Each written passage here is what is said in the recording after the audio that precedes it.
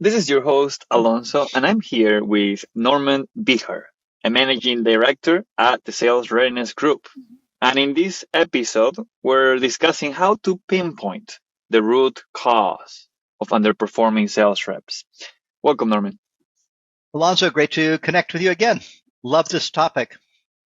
I love this topic too. You know, the idea of uh, symptoms versus problems. And this is really what we're diving into today. But before we get started, Norman, why is it important to identify underperforming sales reps early on in the first place?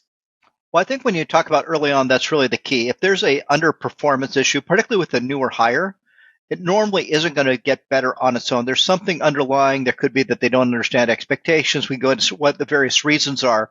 But generally, performance issues don't necessarily get better on their own. It's really important to understand what's going on, why is it happening, what you can do as a manager to course correct. I'd also say with even a more experienced sales representative, if they're in a situation where the performance is starting to tail off for a period of time, again, I would say, at least get involved early, understand early. I hardly ever run into a manager who says, I regret getting involved in a performance issue too early. Typically, managers don't want to address performance issues. They're a little bit reluctant. Maybe it's going to hurt someone's confidence or their feelings. And so they end up waiting too long. And again, my sense is if you do it in a very professional manner and you do it early, you're better served. Okay, let's talk about what are some of the common signs of underperformance in sales reps that you've observed in the past. So if we look at kind of, if you're looking at a sales position, you'll find that they may not be hitting their sales objectives, but you could see signs even earlier than that. You may see a drop off in activity. You may see that their pipeline is either stagnant. Opportunities are really kind of sitting in the pipeline for a long time. They're talking about the same opportunities over and over again. You're not seeing a lot of pipeline growth. You may not be seeing a lot of prospecting or new meetings. So like in our own business, we really look at number of conversations, quality conversations, number of initial meetings, opportunity growth, how long have things been in the pipeline, what is the next step for advancement. Those are the things that I think would be really critical to a manager. So if I kind of looked at it, I would say sales activity levels, meetings, new opportunities created, velocity of existing opportunities, because all those things are going to eventually result in either more sales or not closing enough business.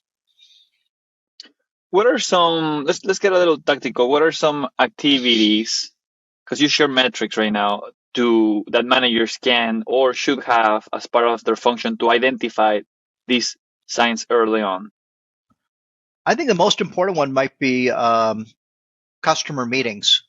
And this could fall into two categories: meetings with existing customers, particularly if there's a repeat business or an account management component to your business, and particularly with new customers, because these new meetings are kind of the lifeblood of generating new pipeline. And if you're not seeing the new meetings, you can then go a little bit early. Is there enough prospecting going on? You can say, is it a quantity issue? Is it a quality issue? Is there an approach issue? And by quantity, I mean, is there simply just enough prospecting activity? When I say quality, are the communications relevant? Are the communications engaging? Is there enough research really being done to create interest? And when I say process, are they using kind of what I would call multi-threading or multiple ways to approach customers? Are they using a good combination of voicemail, traditional phone attempts, email, social posts, and making sure that as part of that outreach, they're really looking for ways to create value and to engage either existing or prospective customers. So it looks like we're going to be looking at activity and performance metrics to identify the signs of underperformance. How often should, as a manager, I should be looking at this? Well, I would say the activity would be, I just want to clarify, the activity would be a little bit secondary. The first thing I would look at is new meetings and pipeline growth. If the new meetings and pipeline growth are there, I think we're on the wrong path. It would be the activity levels if we're not we're not seeing new meetings or pipeline growth. And then at that point, I think you'd want to inspect. So I think, first of all, you think about, okay, how are we doing on sales? Then if, there's a sales shortfall, well, what's really going on in terms of pipeline and new opportunity creation? If there's not enough new pipeline or opportunity creation, what's going on in terms of meetings? And then what's going on in terms of sales activity? And I think managers should be monitoring all of those at the same time, because if you simply monitor sales results, you're not managing the leading indicators of activity. You're really focusing on, trailing indicators. So generally, we like to see good visibility on the activity levels, the meetings conducted, the pipeline growth, and of course, closed business. Okay. What are some different factors that can contribute to the underperformance of sales reps? Well, I think it's a great question, and I'd say, particularly right now, you might say economic headwinds. So there may just be some general lack of performance depending on what sector you're selling to, and if that's happening across the team, that's probably pretty valid. Not that we shouldn't be taking steps, and actually just produced a blog post about selling into economic headwinds, and there's obviously requires new and better forms of prospecting to do that. But that could be one of the reasons is economic conditions.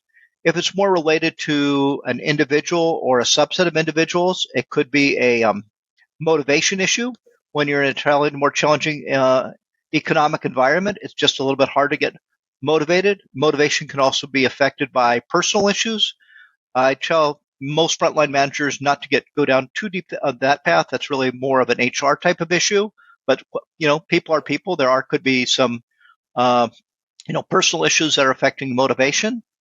It could be skill set, particularly with new hires. They may not have the skill sets that they're really looking for. So if you're seeing underperformance, so I think I want to just clarify for a minute. If you're seeing underperformance for people who clearly performed at a high level in the past, then I'd say it could be economics and it could be more motivation. If you're looking at relatively new people that are underperforming, I would probably look a little bit more at, do they have the right skill set? Do they have the right motivation? And a third one, do they really understand the expectations? So with new people, it's a little bit different than people that have been on your team for a while. I would look at skill set, motivation, and do they understand expectations? So it looks like it's very important to apply the right management action to the situation and knowing what those are.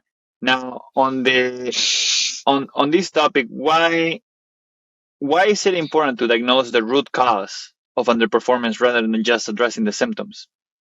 I think if you just address the symptoms, you're really speaking to the problem, but it's it's the root cause of the problem that's really going to, or the root cause of the underperformance that's really going to allow you to change performance.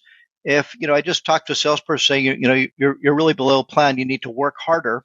I haven't really given them much they can work with. Maybe they could take away from that they should be doing, more sales activities, but it doesn't sound very collaborative. It doesn't sound very supportive. I think it's really important to say, hey, I noticed that sales were a little bit down, or, the sales haven't really been progressing at the way that, we'd like to see them and probably the way you'd like to see them. I'd like to really understand that better. Let's take a look at the following actions. So I think the root cause allows you as a manager to decide what action to take. Is it coaching? Is it training? If in the case of motivation issues, maybe counseling. If it's been persistent for a longer period of time, it may even result in more dramatic measures. But again, looking at the root causes and trying to get to those root causes early allows you to have a greater probability of success. Getting to the root causes too late is really challenging.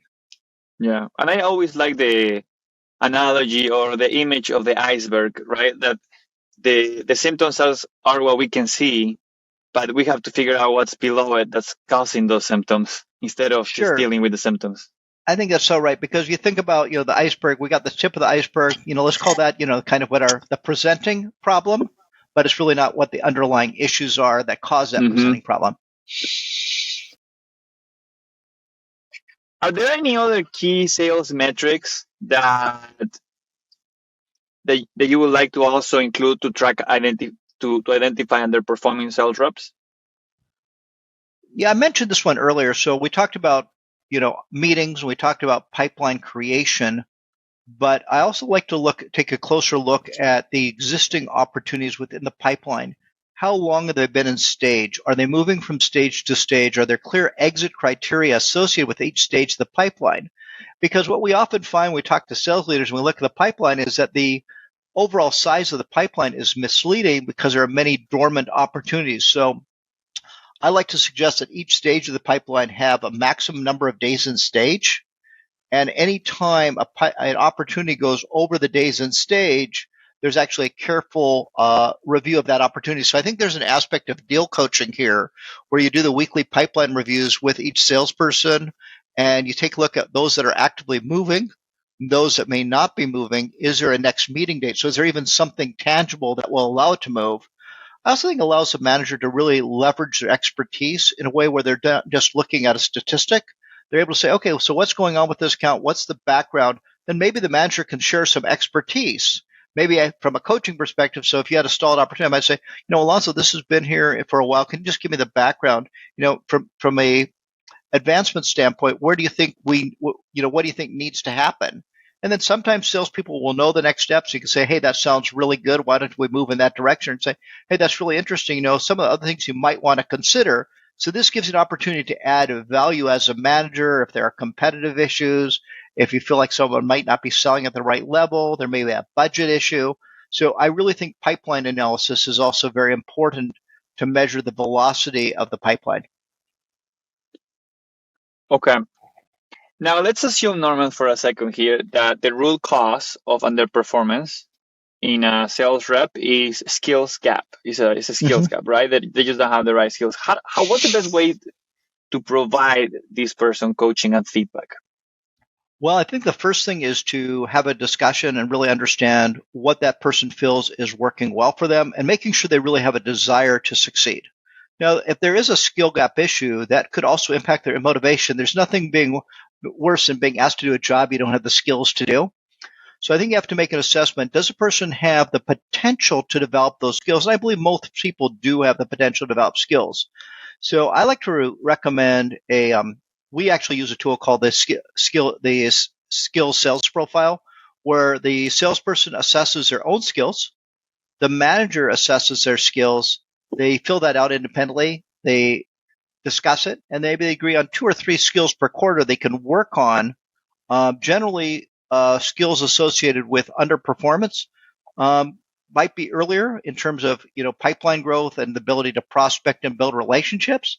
But if you're seeing a dormant pipeline, maybe they're not doing a great job of identifying needs or providing solutions that create real value, or maybe they're stalled towards the end, or having a problem managing objections or closing opportunities. So I think the skills assessment is a great way to collaborate with a salesperson, really identify 2 or 3 areas that you think can have an impact on overall performance. And I say 2 to 3 because I think if you start identifying 6 or 7, it's really challenging when you're working on 2 or 3 things at once. You're probably going to have a lot more impact on that performance. So I think the skills assessment, I also would say that the manager is in a great position to observe or to listen to sales interactions. So managers, the best way for a manager to provide their opinion would be maybe there's call recordings they can listen into, figure out how much is a salesperson contributing, how much is a customer contributing, and then really assess how well are selling skills being used in that interaction. Managers can also go on live sales calls, so they can join Zoom meetings. So there's a lot of different ways for managers to gather intelligence about what's happening at the customer conversation and look for skills that can be developed. Do you see coaching sessions and performance reviews as the same type of meaning, or are they different? Well, performance review is different than coaching. Coaching may be one of the actions you take coming out of a performance review, but a performance review is really about the underlying performance. And, you should take a look at, what are the results? What are the activities that drive results? Where are there any gains? Things that are people doing better. So we're talking a lot about performance gaps, but we always want to play to people's strengths. So really, we start by providing positive feedback. What are some of the areas that are going really well? Then we like to identify areas for improvement. And then think to your point earlier, depending on the root cause, one of the actions, a very likely action for the manager would be coaching. So, performance reviews are more about communicating expectations, monitoring results, managing behaviors that lead to those results, and providing feedback. And that's the purpose of the performance review. The purpose of the coaching is either to help improve on select selling skills or to help improve on deal coaching to advance opportunities through the pipeline.